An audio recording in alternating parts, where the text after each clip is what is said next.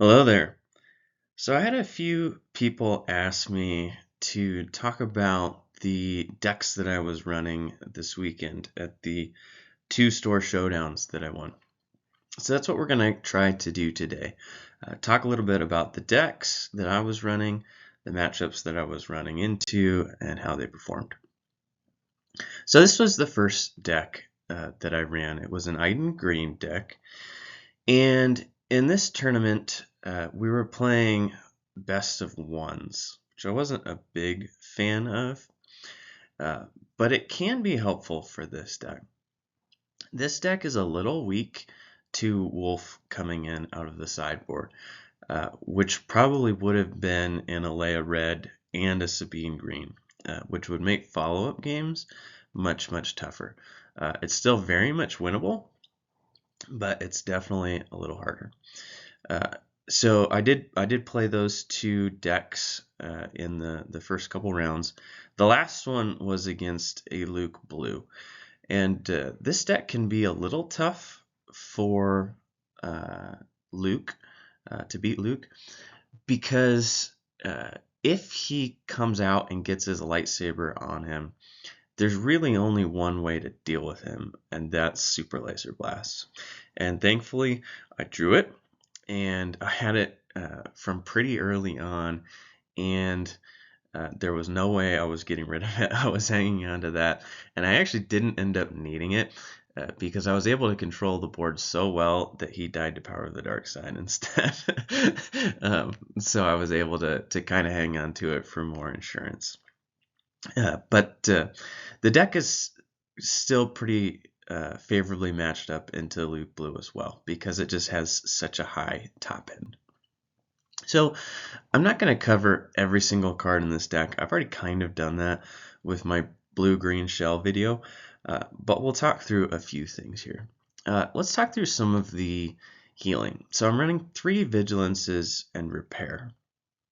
And I think that's kind of unfortunate. I like the Repair. Vigilance is great, don't get me wrong. I've been really, really high on the Cargo Juggernaut because I think in the long run it's kind of better than Vigilance because it gives you a 3-for-1 instead of a 2-for-1. But with the emergence of the Vader Blue decks and basically, the mill strategy, against those decks, you're just dead if you don't have Vigilance. So I basically had to swap those out, put Vigilance in.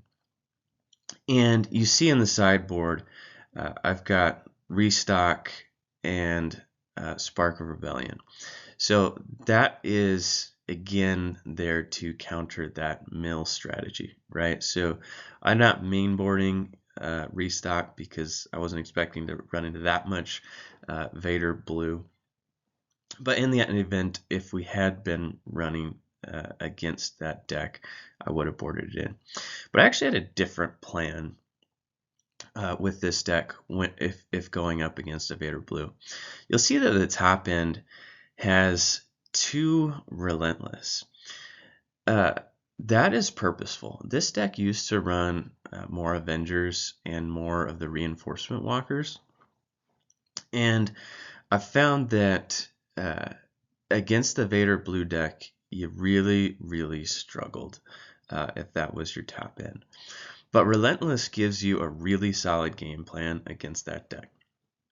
All you really need to do to win is to double ramp, right? So you need to get out a Super Laser Technician and a Resupply in your first few turns, and then play Relentless. And if you've double ramped, you'll be going to 9 when they're going to 7. And you'll be able to play Relentless, and then when they're going to 8, they cannot Super Laser Blast you. And that's key. So now Relentless is swinging in for 8, and they can't Super Laser Blast you until they're at 9.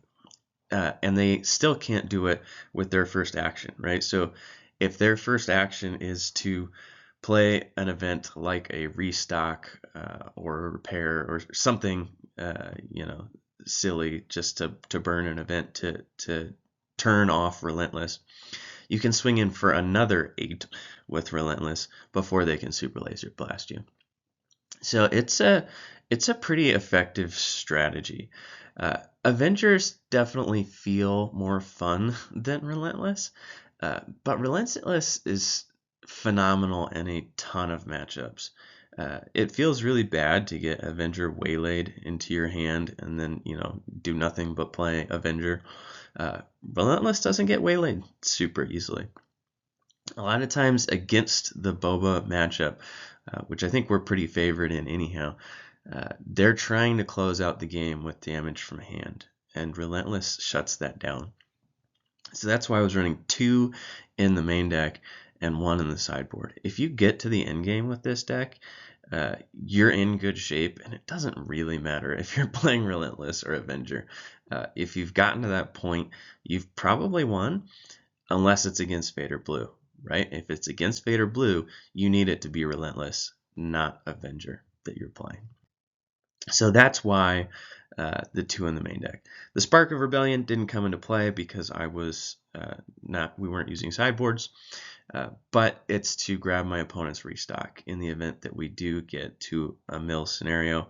I want to burn that from their hand, and then basically you'll win. Even though you're paying 6 for it, if you can mill them and they can't mill you, game over. So at the next store championship that I went to, I thought that there was going to be way more control than at the first store showdown that I went to. I was wrong. So this probably wasn't the ideal deck to take. I probably stuck with my Iden. It ended up working out in the end. And it's a ton of fun to play. And I actually played against some pretty good players that had never played against Palpatine before. And that was kind of funny. Like when I would flip Palpatine and steal their unit, they would do a double take and say, "What? What's happening?" And that was good. It probably won some. It certainly finalized some games. Usually if you get to the point where you're bringing out Palpatine, you've probably won anyhow.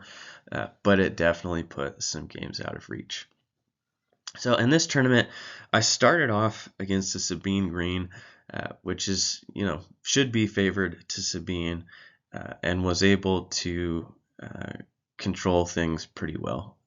Power of the Dark Side and Vigilance and Child Sin were all MVPs to slow them down, and once Palpatine came out, it was over. The next couple matches were against a Boba Green, and that was one of those where, I stole a fire spray and just kind of the head scratch happened. Like, what do I do now? That was fun. Next was against a Tarkin Green, and those were great games. We were both ramping like crazy trying to get to the end game, and my end game was just a whole lot bigger, right? It's tough when Palpatine super laser blasts, and then you want to play a big unit, but it can get stolen. And in that game, I was able to sideboard in more Avengers, more Relentless, and more Devastator, and it was super fun to have all the Star Destroyers in hand and see them come out. That was great. And then the last match was against a Sabine Red, and that was a tough one. They were all good games. I was able to sneak the first one, got pretty well crushed in the second one. And the third one, I had sideboarded in another Repair and a Devotion.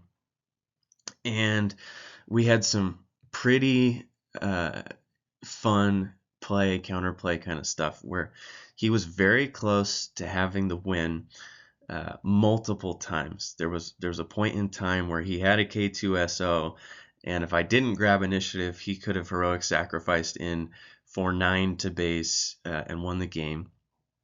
And so I was able to kill the K2 and only take 3 to base by controlling initiative.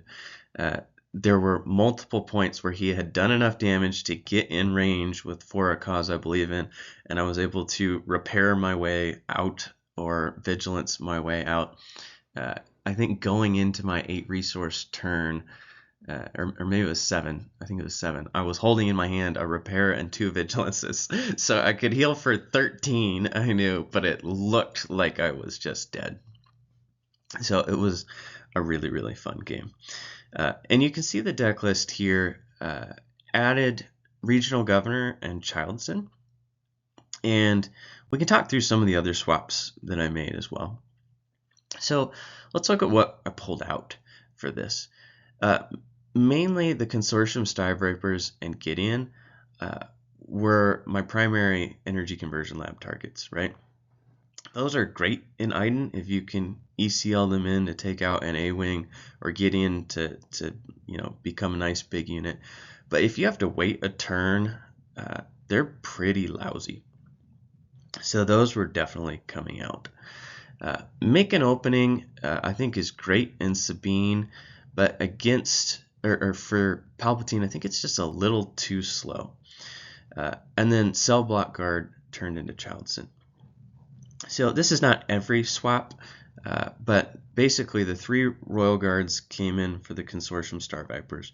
They're phenomenal in Palpatine as 3/5s. That surprised a few folks too. They thought that they had killed my Royal Guard, and nope, it has 5 health. 3 Entrenched came in. I don't think I ever ended up entrenching my own units. I entrenched Boba, I entrenched Sabine, and it would be nice to entrench my own units to set up for a super laser blast, or for a overwhelming barrage rather. I almost did that once, but ended up thinking that I had a better play instead. Childson came in instead of the Cell Block Guard. I think Childson could be played in either. Part of the reason why I like it more in Palpatine is because his inherent card draw means that you're more likely to be holding more cards, which makes Childson a little bit better in this deck. And then an extra Super Laser Blast in the main deck feels important to me and Palpatine. So I talked through more about some of all of these choices in my blue-green villain shell, but I absolutely love playing in that shell. It's my favorite place to be, and it's where I've decided to try to build, a hyperfoil deck, because I can basically build 4 decks just by graphing, a quarter of the cards, and it's going pretty well. I'm probably 6 or 7 cards from making the whole thing foil, and quite a few of those are hyperfoil. So at the end of the day, I was able to pull off the victory. Here's a picture of my spoils from the weekend. It was a ton of fun, and I hope that you enjoy playing this green-blue villain shell. I do not think you're dead to Blue Vader with that relentless play. Some sideboarding of Spark of Rebellion. You can certainly take it down, and you can keep playing what you like to play, just with a few tweaks to be ready. I was a little sad that I didn't get to play a Blue Vader, but maybe at the next one. Take care.